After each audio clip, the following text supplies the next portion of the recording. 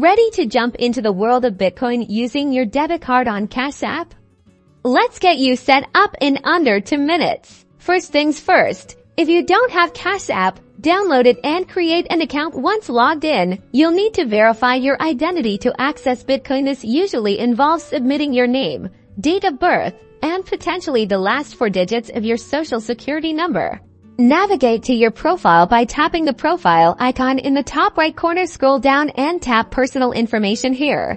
You can add or verify the details Cash App requires. Now, find the Bitcoin section on the Cash App home screen. Look for the Bitcoin symbol, often displayed alongside your cash balance. Tap on it to enter the Bitcoin interface. You'll see an option to buy Bitcoin. Tap that. This is where you'll enter the amount of Bitcoin you want to purchase. You can type in a specific dollar amount. Below the amount, you'll select your payment method. Tap on cash balance or the current payment method. Displayed a list of payment options will appear. Choose your debit card if it's not already linked. You'll be prompted to add it by entering your card number, expiry date, and CVV. Review your transaction carefully. You'll see the amount of Bitcoin you're buying, the cost, and the debit card you're using. Ensure everything is correct.